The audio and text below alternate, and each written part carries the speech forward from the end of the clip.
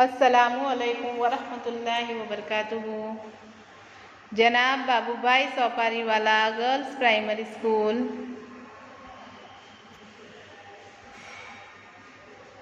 कक्षा 6, विषय हिंदी, पाठ 2, अनूठे इंसान, प्रसंग वर्णन। बच्चों, हम देख गए हैं आगे अनूठे इंसान में 2 प्रसंग दिए गए हैं, जिसमें हमने पहला प्रसंग देख लिया था, ऐसा था नेपोलियन। आज हम दूसरा प्रसंग देखेंगे, जो है सच्चा दान। अपने देश के सबको प्रेम होता है। अपने देश की आज़ादी और उसके सम्मान के लिए देशभक्त लोग अपना सर्वस्व भी देने के लिए तैयार हो जाते हैं।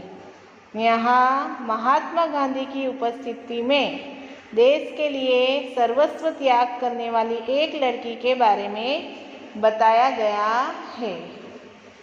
केरल की देशभक्त लड़की कौमुदी जो है, उसके सच्चे दान का निरूपण यहाँ पर किया गया है। तो चलो हम देखें दूसरा प्रसंग, जिसमें हम पहले देखेंगे नए शब्द। मालबार, बड़गरा, सभा, आयोजन, भाषण, उपस्थित, जेवरों, भीख, भेंट, नीलाम, चूड़ी, हस्ताक्षर। आगे हम देखेंगे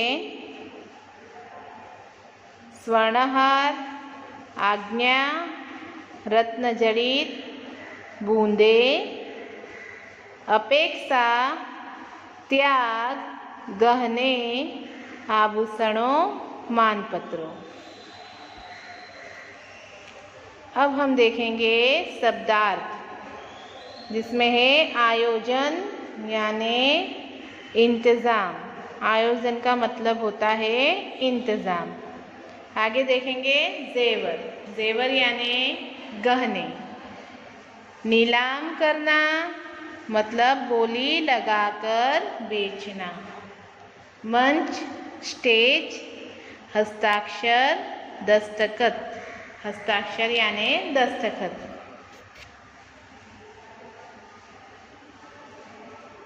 आगे देखेंगे स्वर्णहार यानी सोने की माला। आज्ञा, अनुमति।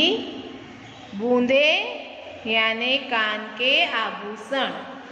मानपत्र, आदर सूचित करने वाला पत्र। मानपत्र यानी आदर सूचित करने वाला पत्र। अब हम देखेंगे त्याग, छोड़ने की भावना। त्याग यानी छोड़ने की भावना। आयोजन यानी इंतज़ाम। नीलामी यानी बोली लगाकर, बोली बोलकर बेचना। भाषण, सभा के सामने बोलना। भाषण मतलब सभा के सामने बोलना। आपको नए शब्द और शब्दार्थ सुंदर अक्षरों में 2 बार आपकी कॉपी में लिखना है। चलो अब हम देखेंगे प्रसंग, जिसके हम अब समझ लेंगे सच्चा दान। बच्चों, मालबार केरल की यहाँ पर बात बताई है। वहाँ बड़गरा नाम के गांव में सभा का आयोजन किया गया। कहाँ की बात है? केरल की, जहाँ बड़गरा नाम का गांव है, वहाँ सभा का आयोजन हुआ था, जिसमें गांधी जी ने अपने भाषण में सभा में उपस्थित, सभा में जो हाजिर थे, वो सभी बहनों से जेवरों की भीख मांगी। किसकी भीख मांगी? जेवरों की। बहुत सी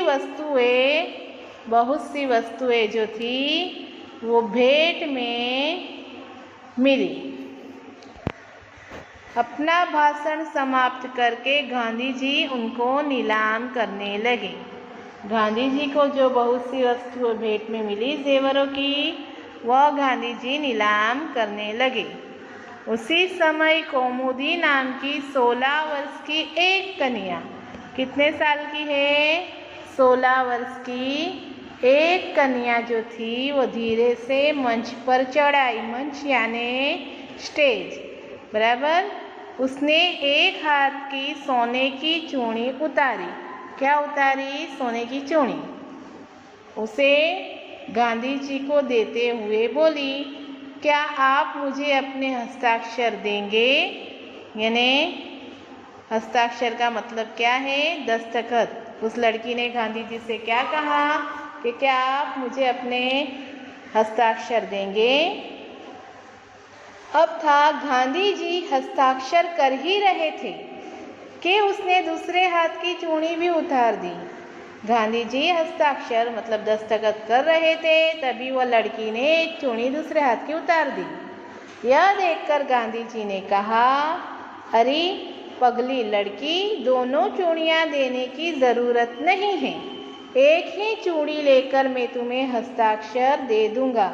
गांधी जी ने क्या कहा कि दोनों चूड़ियाँ देने की ज़रूरत नहीं, एक चूड़ी लेकर ही मैं तुम्हें अपने हस्ताक्षर दे दूँगा। इसके उत्तर में कौमुदी ने अपने गले का स्वर्णहार उतार लिया। चूड़ी के बाद क्या उतारा उसने? गले का स्वर्णहार मतलब सोने का हार, सोने की माला। गांधी जी ने पूछा, तुमने अपने माता पिता से आज्ञा ले ली है? आज्ञा यानी अनुमति। क्या पूछा गांधी जी ने? तुमने अपने माता पिता से आज्ञा ले ली है? बिना कोई उत्तर दिए उसने कानों में से रत्न जड़ित बूंदे भी निकाल दिए। अब उसने अपने कानों के बूंदे निकाले। गांधी जी ने पूछा, तुमने इन आभूषणों को देने के लिए अपने माता पिता से आज्ञा ली है? फिर से गांधी जी ने पूछा। कौमुदी कुछ उत्तर देती इससे पहले ही किसी ने कहा। कौमुदी ने उत्तर नहीं दिया, लेकिन किसी ने क्या उत्तर दिया कि इसके पिता तो यही है ना, मानपत्रों की नीलामी में, वही तो बोली लगाकर आपकी मदद कर रहे हैं। कौमुदी के पिता ही मानपत्रों की नीलामी में गांधी जी की मदद कर रहे थे। अब गांधी जी ने कौमुदी से कहा, तुम्हें यह तो मालूम होगा कि यह गहने दे देने के बाद तुम फिर नए गहने नहीं बनवा सकोगी। कौमुदी ने यह शर्त दृढ़तापूर्वक स्वीकार ली। गांधी जी ने हस्ताक्षर करने के बाद यह वाक्य लिख दिया कि तुम्हारे इन आभूषणों की अपेक्षा तुम्हारा त्याग ही सच्चा आभूषण है। क्यों ऐसा? क्योंकि उसने अपने आभूषणों की परवाह नहीं की, लेकिन देश के लिए उसने अपना सर्वस्व त्याग कर दिया। इसीलिए गांधी जी ने क्या कहा? तुम्हारे इन आभूषणों की अपेक्षा तुम्हारा त्याग ही सच्चा आभूषण है। सच है, देश प्रेम से बढ़कर कुछ नहीं। बच्चों, आपको यह प्रसंग भी समझ में आ ही गया होगा।